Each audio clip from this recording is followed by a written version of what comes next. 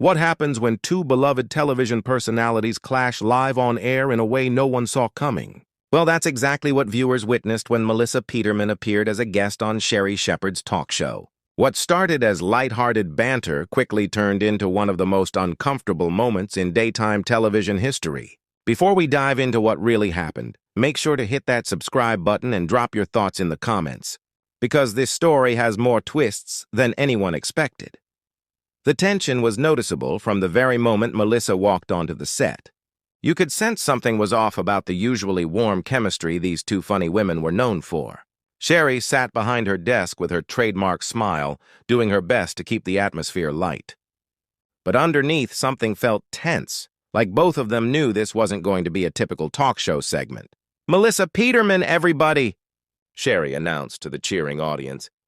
"Looking absolutely stunning as always. And I've got to say, that dress is beautiful on you." Melissa took her seat, adjusting her outfit with a slightly stiff smile. "Thank you, Sherri. I picked this one because I figured we were going to have a real conversation today, not just the usual fluff." The comment caught Sherri off guard. Her eyebrows lifted slightly. "Oh, okay.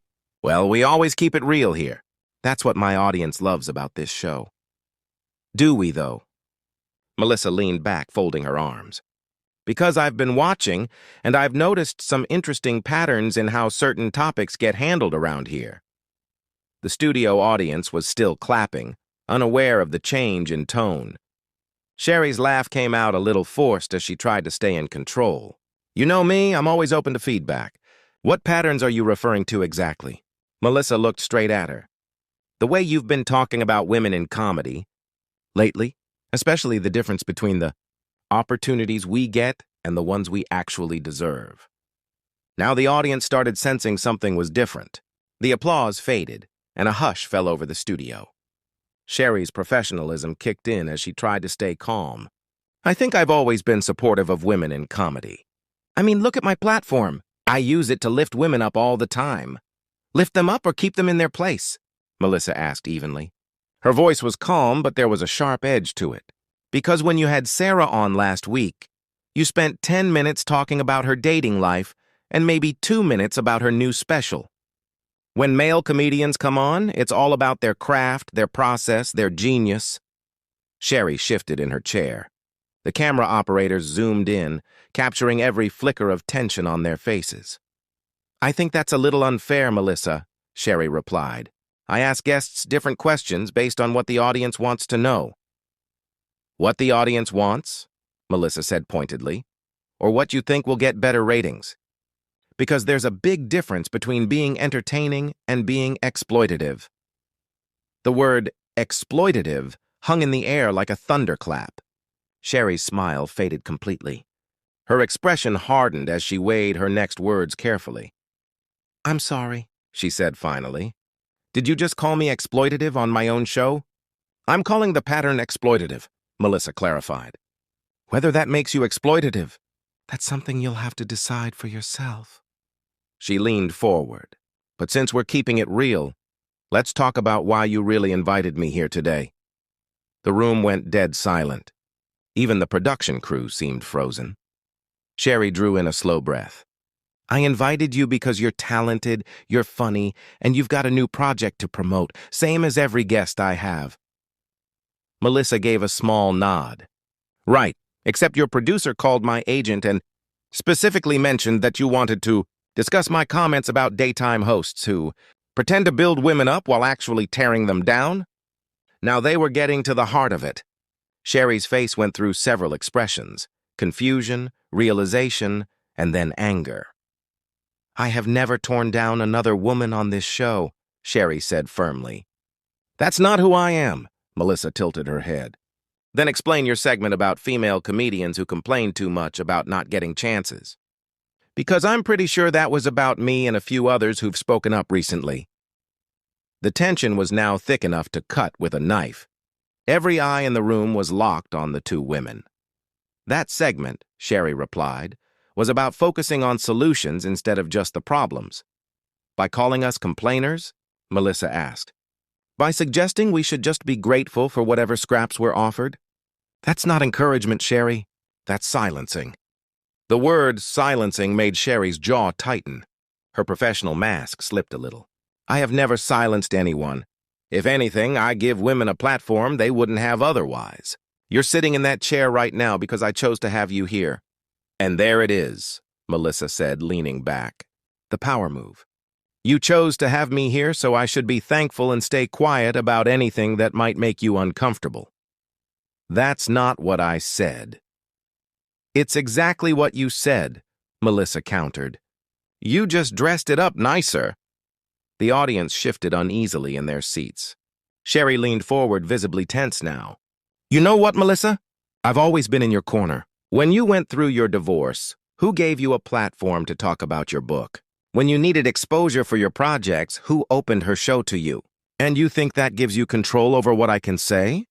Melissa shot back. You think because you helped once, I owe you silence now? Harmful stereotypes? Sherri repeated, her voice rising. I'm a black woman who built her own empire. Don't talk to me about stereotypes.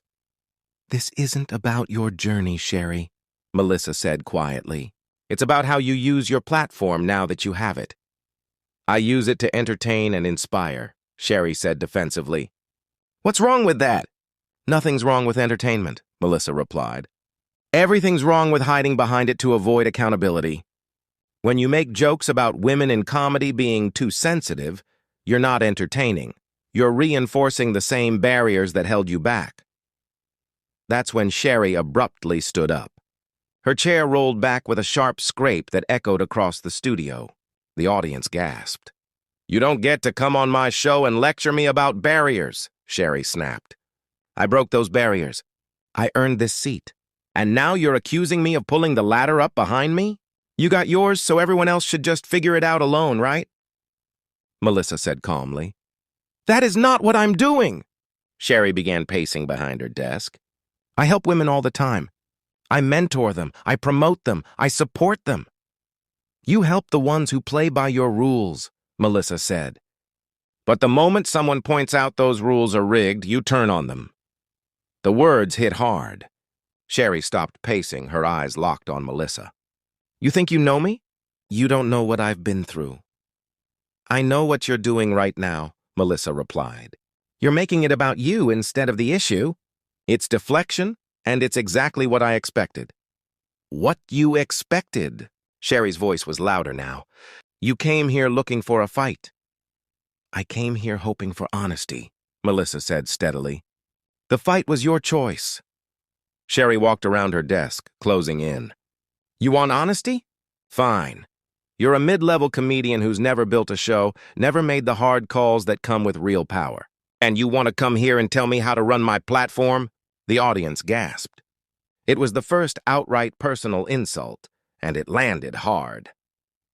Melissa's face softened for a moment before she regained her composure. There it is. The real Sherri Shepherd, not the mentor, not the sisterhood advocate. The one who cuts others down when they stop playing nice.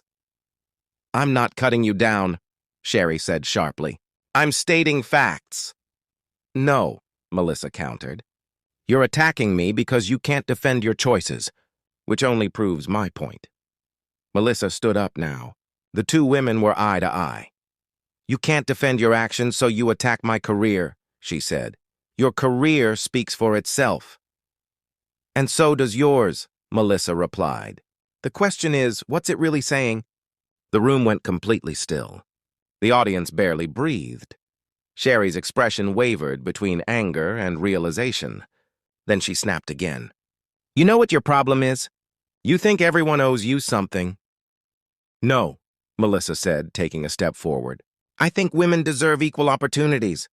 But you've convinced yourself that fighting for scraps is enough and that anyone asking for more is ungrateful. Don't psychoanalyze me. Then stop proving me right, Melissa shot back. Everything you've said is about keeping control, not lifting others up. Sherri took another step closer. You came here to ambush me.